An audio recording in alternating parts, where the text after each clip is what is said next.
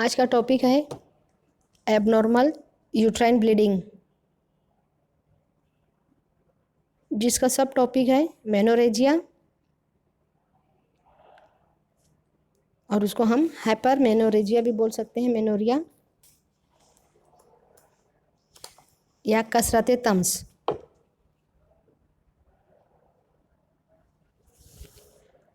इसे हम हाइपर मेनोरिया भी कहते हैं। इसकी डेफिनेशन देखेंगे। It is a cyclic bleeding eight normal intervals but bleeding is excessive in amount और ड्यूरेशन इज प्रोलॉन्ग और बोथ। ये नॉर्मल मेंसेस के कंपैरिजन में इसमें ब्लीडिंग अमाउंट ज़्यादा होता है, ब्लड ज़्यादा लॉस होता है या फिर इसका ड्यूरेशन बढ़ जाता है। पेशेंट को नॉर्मली ब्लीडिंग होती है, साइक्लिकल ब्लीडिंग होती है। इसका मतलब हर महीने पीरियड्स आते हैं, लेकिन उसका ब्लड का अमाउंट बढ़ जाता है या फिर उसका ड्यूरेशन बढ़ जाता है। नॉर्मली पीरियड का जो ड्यूरेशन है वो 5 से 7 दिन है, लेकिन इसमें ये प्रोलॉन्ग होके 8-10 दिन तक भी जा सकता है और उसमें हेवी ब्लीडिंग हो सकती है। कभी कभी सिर्फ अमाउंट बढ़ता है, कभी सिर्फ ड्यूरेशन, और किसी पेशेंट में दोनों चीज़ बढ़ जाती है। अमाउंट ऑफ ब्लड भी बढ़ेगा और ड्यूरेशन भी बढ़ जाता है, तो इसे हम कहेंगे मेनोरेजिया। इसकी कॉजेज़ में देखेंगे हम, तो ये कोई डिसीज़ नहीं है, ये एक सिम्टम है जो अंडरलाइन पैथोलॉजी के नतीजे में हमको जाहिर होती है, या कोई डिसीज़ है उसकी एक अलामत है ये। इसके कॉजेज़ को हम देखेंगे तो इसको 2 पार्ट में डिवाइड किया गया है, ऑर्गेनिक और फंक्शनल। ऑर्गेनिक कॉजेज़ में नंबर 1 है पेल्विक पैथोलॉजी, जिसमें नंबर 1 आता है ड्यू टू कंजेशन। पेल्विक में कोई वजह से कंजेशन हो जाए या फिर सरफेस एरिया बढ़ जाए या एंडोमेट्रियल का हाइपरप्लेजिया हो जाए। डिसीजेस देखेंगे तो इसमें नंबर 1 डिसीज़ आती है यूट्राइन फाइब्राइड। इसमें सरफेस एरिया बढ़ जाता है। सेकंड है एडिनोमायोसिस। थर्ड है पेल्विक एंडोमेट्रियोसिस। पेल्विक में एंडोमेट्रियम का प्रेजेंट होना, यह पेल्विक एंडोमेट्रियोसिस कहलाएगा। इसमें भी ब्लीडिंग ज़्यादा होती है। या फिर किसी पेशेंट में आईयूसीडी इंसर्ट किया गया हो जो यूट्राइन कैविटी में हो, तो वो भी सबब बनता है मेनोरेजिया का। नेक्स्ट है क्रोनिक ट्यूबो ओवरियन मास।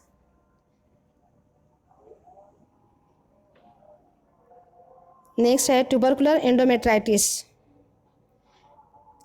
एंडोमेट्रियम का इन्फ्लामेशन हो जाए ट्यूबरकुलोसिस की वजह से तो भी मेनोरेजिया होगा। या फिर कोई एबनॉर्मल यूट्राइन पोजीशन हो जाए, जैसे रेट्रोवर्टेड यूट्रस। नेक्स्ट है granulosa cell tumour of ovary.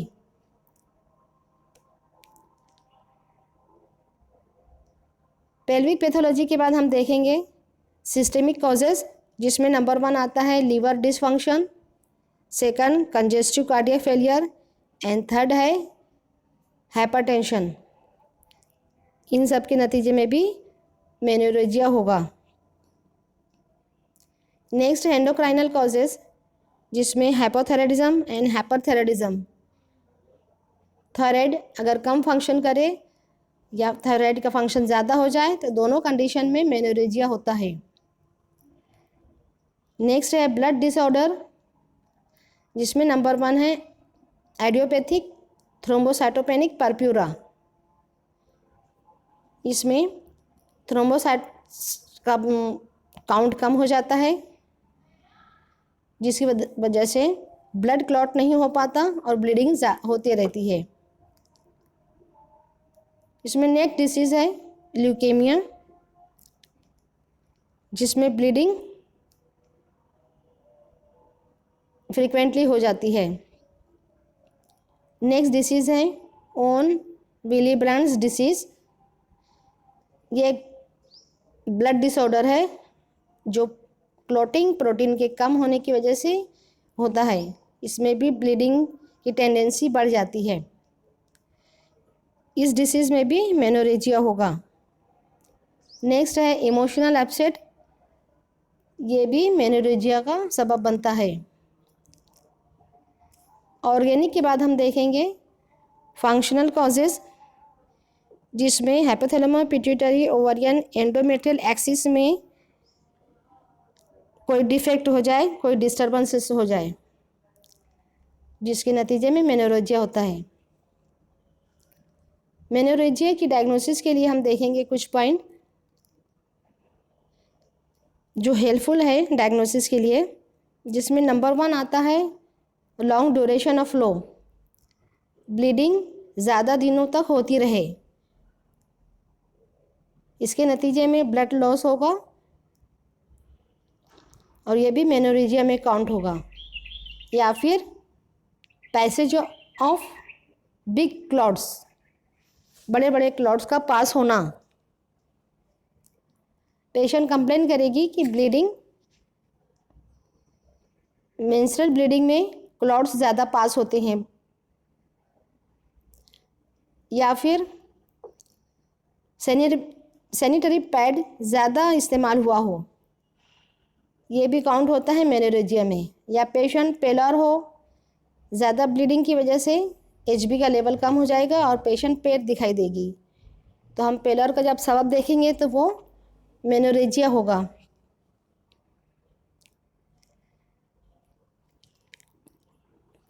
Low level of haemoglobin, ये भी हमको इंडिकेट करता है ब्लीडिंग कहीं हो रही है। तो हम जब पेशेंट से इंक्वायर करेंगे तो बता सकती है कि उसको मेंसेस ज़्यादा दिनों तक गई हैं या हेवी ब्लीडिंग हुई है, जिससे हम डायग्नोस करेंगे ये मेनोरेजिया का केस है।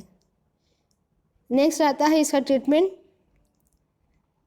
ट्रीटमेंट के लिए हमको ट्रीट को कॉज करना होगा। वो डिसीज़ या वो कॉज जो हेवी ब्लीडिंग का सबब बना है, हम उसको ट्रीट करेंगे। अगर यूट्राइन फाइब्राइड है तो हम मायोमेक्टोमी करेंगे। पेलिक एंडोमेट्रियोसिस है तो उसको रिमूव करेंगे। अगर IUCD यूट्राइन में है, इंसर्ट किया हुआ है, तो हम उसको रिमूव करेंगे, रिमूवल ऑफ IUCD। और क्रोनिक ट्यूबो ओरियन मास है तो उसको हम सर्जिकली रिमूव करेंगे by laparoscopic removal of mass. Next, अगर पेशेंट को ट्यूबरकुलर एंडोमेट्राइटिस होगा तो हम उसको एंटी ट्यूबरकुलर ड्रग देंगे।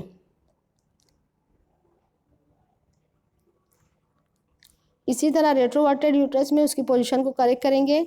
ग्रेनुलोसोमा सेल ट्यूमर होगा ओवरी का तो उसको सर्जिकली रिमूव करेंगे। Thank you.